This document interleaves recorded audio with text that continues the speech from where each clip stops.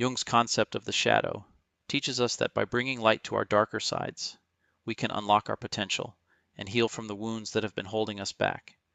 And the Stoic practice of acceptance helps us to face those aspects of ourselves without judgment or fear. But how do we start? How do we integrate these teachings into our daily lives? The answer lies in the practice of self-awareness, self-reflection, and conscious action. Start by observing your thoughts without judgment. When fear or doubt arises, take a step back and notice how your mind reacts. Are you trying to avoid the discomfort, or are you allowing yourself to feel it fully? The more you practice this awareness, the more you'll be able to see how much of your life has been shaped by unconscious beliefs, external expectations, and fears, and the more empowered you will be to start making choices that align with your true values and desires. Remember, becoming your true self isn't about perfection. It's about progress, about being willing to engage with the full complexity of who you are, to embrace both your strengths and weaknesses, and to move forward with courage, even when the path is uncertain. So the next time you feel paralyzed by doubt, fear, or uncertainty, instead of retreating into your comfort zone, take a moment to reflect. What are these feelings telling you? What can you learn from them? The truth is, these moments of discomfort are not signs of failure, but signals that you are on the right path. They are the very challenges that will help you grow, heal, and move closer to your true self. Carl Jung would argue that the journey toward becoming your true self is a lifelong process, and that every challenge, every obstacle, is an opportunity to integrate another piece of your shadow, to evolve into a more whole, authentic version of yourself. And the Stoics remind us that it is in the face of adversity that we have the chance to exercise our greatest virtues: wisdom, courage, temperance, and justice. And in doing so, we become more aligned with our true nature.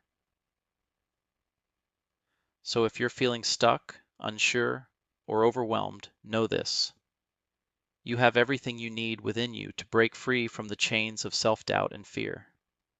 The key is to embrace the process, to keep moving forward with mindfulness, and to trust that the journey, no matter how difficult, will lead you to the person you were always meant to become. Your true self is not some far-off destination, but a continuous process of unfolding, of discovery, and of integration. It's time to stop running from the parts of you that you fear and start embracing them, because in the end, the very thing that holds you back is often the thing that can set you free. So step into your true self today, with courage, with honesty, and with the unwavering belief that you are more than capable of facing the uncertainties of life and emerging stronger, wiser, and more authentic than ever before. It's time to stop being a stranger to yourself, embrace the journey, trust the process, and become who you were always meant to be. True spirituality isn't about avoiding discomfort, complexity, or conflict. It's about facing the totality of the human experience, including the parts of us that are imperfect, messy, and even contradictory. Spiritual growth involves confronting our shadow selves, the parts of us that we'd rather not acknowledge, including our fears, desires, insecurities, and limitations. The spiritual path is about transformation, through facing these shadows head on, rather than hiding behind a facade of niceness. The path of true spirituality isn't about becoming someone you are not. It is not about trying to live up to an idealized image of goodness or saintliness. Instead, it is about becoming who you are meant to be, your most authentic self, stripped of pretension and masks. The spiritual journey is one of self-discovery and self-acceptance, where you allow yourself to be as you truly are, imperfections and all. This process is not always comfortable or easy, and it may not fit the conventional image of what it means to be spiritual. Spirituality is, at its core, about truth. It is about aligning with the deepest, most honest expression of who you are. And that expression may not always align with society's standards of niceness or goodness. It may require you to be more courageous, more vulnerable, more raw, and more real than you've ever been before. Sometimes this may involve difficult choices or actions that go against the grain of social expectations. For example, standing up for yourself when others might expect you to be meek, speaking your truth even when it's uncomfortable, allowing yourself to feel anger, frustration, or sadness without trying to suppress it. Spirituality requires you to walk your own path, and that path may be unconventional, unpredictable, and at times even controversial. Rather than conforming to an external image of goodness or piety, the true spiritual journey is one of deep reformation, a process of returning to your true essence. This reformation is about stripping away the layers of social conditioning, family expectations, and societal norms that have shaped your identity. It is about reclaiming your power to live authentically without worrying about fitting into someone else's mold. Wayman's perspective on spirituality as reformation aligns with Carl Jung's understanding of individuation, the process through which a person becomes their most authentic self. Individuation involves embracing all aspects of your being, integrating your light and dark sides, and accepting the fullness of who you are. And how Stoic philosophy, with its focus on virtue, self-mastery, and perspective, can provide us the tools we need to transform ourselves. Whether you're already familiar with Stoicism or you're just beginning to discover its timeless wisdom, this video will challenge your assumptions and offer a fresh perspective on what it means to earn respect. So, if you're ready to dive into practical philosophy and personal growth, make sure to hit subscribe, give this video a thumbs up, and share it with anyone who you think could benefit from a shift in mindset. Stick around until the end, because we'll ask some thought-provoking questions that might just change the way you approach respect, starting with how you see yourself. Let's jump in and see how you can live a life that not only earns respect, but is truly worthy of it. Habit 1, making excuses. Let's start with a habit that's quietly sabotaging your ability to earn respect, making excuses. It might seem harmless or even necessary, but constantly offering excuses can diminish your credibility and your ability to lead or inspire others.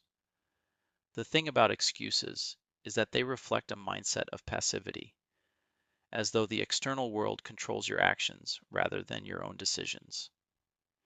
In Stoicism, one of the central ideas is that we have control only over our own actions, thoughts, and responses to the events of life. Marcus Aurelius, one of the most famous Stoic philosophers and Roman emperor, wrote in his Meditations, "You have power over your mind, not outside events. Realize this, and you will find strength." Excuses strip us of that power. When we make excuses, we imply that we have no agency, no power over our circumstances. The moment you blame external factors for why you didn't meet a commitment, you also weaken your ability to take ownership of your life. Take a simple example.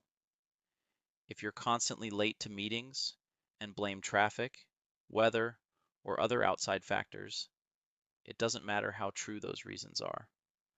What people see is someone who doesn't manage their time well. When you make excuses, you're undermining your own integrity and people's perception of your reliability. On the other hand, when you take ownership, even if it means saying, "I miscalculated my time and I'll make sure it doesn't happen again," you not only show accountability, but also inspire others to do the same. By stopping excuses, you earn trust and respect because people see you as someone who takes responsibility for their actions. Habit 2, procrastination. Another habit that quietly erodes your respect is procrastination. We've all been there, putting things off until the last minute, or postponing tasks that we know are important. But procrastination isn't just about delaying work. It's a reflection of how we value our time and commitments. When we procrastinate, we choose comfort and avoidance over responsibility and action. It's about choosing short-term relief over long-term gains. Stoicism teaches us to meet challenges head-on, even when they are uncomfortable. Seneca, a Stoic philosopher, famously said, "While we are postponing, life speeds by." When you procrastinate, you're not just putting off work, you're also putting off opportunities for growth, learning, and demonstrating your capability. Each time you avoid a task, you send a signal to others that you don't respect the commitments you've made. To truly earn respect, you must take action when it matters, even when it's inconvenient or difficult. One of the core Stoic practices is Stoic action, taking deliberate, purposeful action without being swayed by temporary discomfort.